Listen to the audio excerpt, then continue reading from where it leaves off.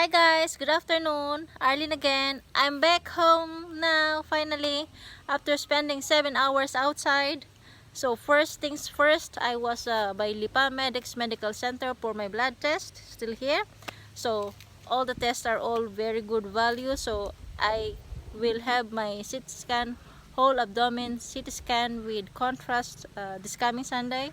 I have to be very early there in the morning, but it will be done in another hospital at Billy Hospital as well in Lipa City. And then I went to BIR to check the land registration for a small property we purchased last May. It was good. I had the papers. I brought it to Register of Deeds, but I'm missing some documents to process it, so I will have to do it in the next coming days. And I have to pay a registration fee and transfer fee and everything. Later on I will discuss about it, how to buy property in the Philippines, what are the fees that you have to pay, procedure steps and all that stuff when it comes to purchasing properties in the Philippines. And just now I just fed our chickens. That's the goat and the ducks. So I want to introduce you guys. So here this is one of our goats, Juicy. She's very fat. And the other one coming closer,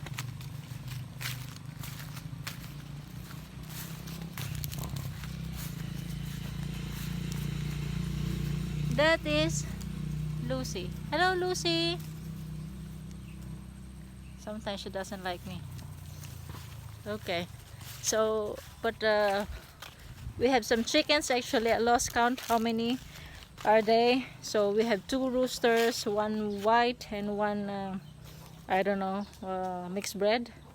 We have like 5 hens laying eggs, only 3 laying eggs. We have 1 hen, mother hen with 3 babies. Before it was 4, but I think 1 baby died, 1 white one unfortunately drawn in water. And then on the side we have our ducks here. So actually my sister and I, we make the fence, and for like 3 days it's on and off, morning and evening. We have to chase them because 3 or 4 ducks are always going out, so now it's good. They are not going out the last week. So those are the ducks. Check it out. Quack quack, quack quack. See? So I fed them with duck pellets. It cost like 29 pesos in the market area, but they are quite juicy, So whenever I buy it from Padre Garcia, they are eating it. Actually no leftovers. But whenever I buy it from LIPA, it's another brand, they don't like it very much. But later on, of course, it will be finished because they're getting hungry. But the rest, if they can just let go of that, then I think they will do it. So here you will see, these are the piles of branches, coconut twigs, from grass cutting, and some were falling on the ground because last 2 weeks ago we had lots of rains and strong winds, so they were all coming down. So I was gathering them together with my son and putting it there, letting it dry, and then finally maybe when it's really very sunny for like 1 week or so, then we can burn them. Otherwise it's not good, it will just be smoky. So we have a lot of trees here. You can see what you can see on the yellow stuff on the ground, guys. We know it for Pinos, we know it locally as santol, but the English term is cotton fruit. It's quite healthy. It's very rich in vitamin C. And I remember when I was small, my grandfather used to cut thinly the skin of this cotton fruit and dried it because you can use it for cooking. Like when you want to have something sour for vegetables or so, then you just put the dried skin and it's already good. It's just like it acts like vinegar or so, you know. So very resourceful, right? So we have a lot of small coconut trees. Unfortunately, the goats are eating them. They like it very much. So yeah, we have actually two coconut trees, two big ones. They are bearing fruits, but we have to hire somebody.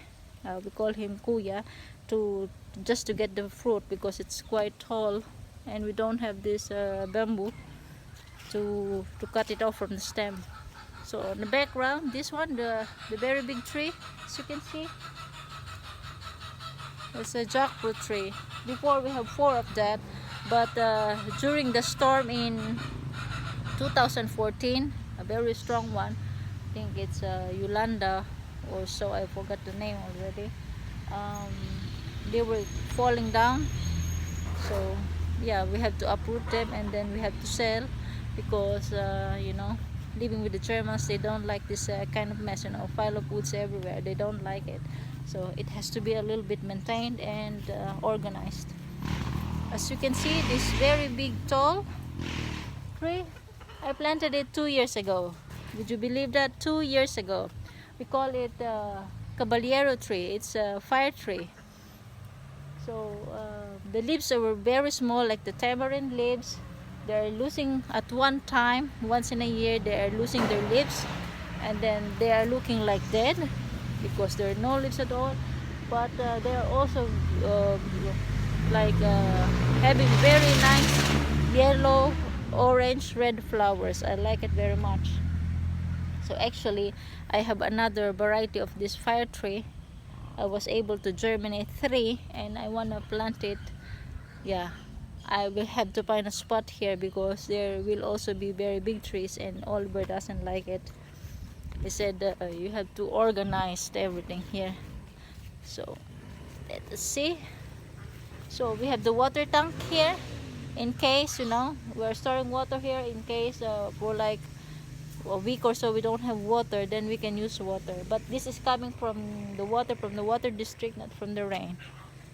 That is something we have to figure it out next time as well. We want to have a deep well that we can have water, really clean water, without chemicals or chlorine or whatsoever.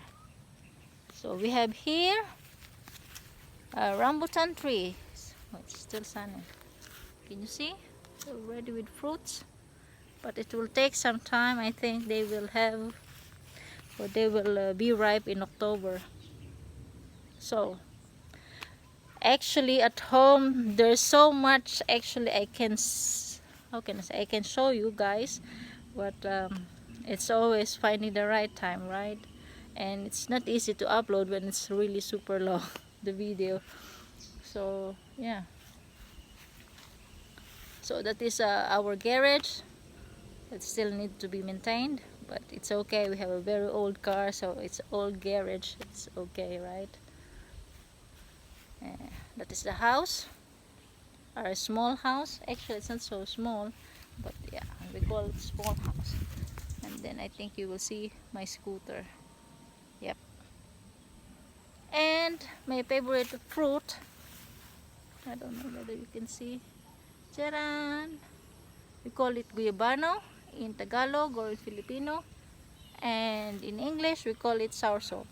It's very good for cancer. It has like anti-cancer properties, agents or whatsoever. So I like it. I like it when it's ripe and then put it in the blender with some milk, no sugar. That's perfect. Aside from, we have coconut trees, we have some fruit bearing trees like mango as well, mango, santol, jackfruit, rambutan. We have as well these wood trees, you know, like these very big ones. This one, very tall, you can see. This is a mahogany tree. Now the wood of this will be very expensive, but it has to be straight, you know, and dried very good and mature. So actually we have like, I don't know, let me count, 1, 2, 3, 4, 5, 6, 7, 8, 9, 10, 11, 12, 13. I think around 13, 15 mahogany trees. Yeah, I like it. It's nice.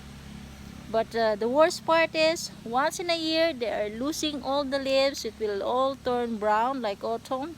It will all turn brown and it will fall down, you know, the ground. And it will take me like 1 week to clear everything up. Because it's really a lot of leaves. You cannot imagine. So guys, thank you so much for liking and subscribing to my videos. I hope that I will see you more next time, and I'm happy sharing what I've done today and a little bit background of how we are living here in the Philippines. So I hope to see you guys next time. Till then, bye bye.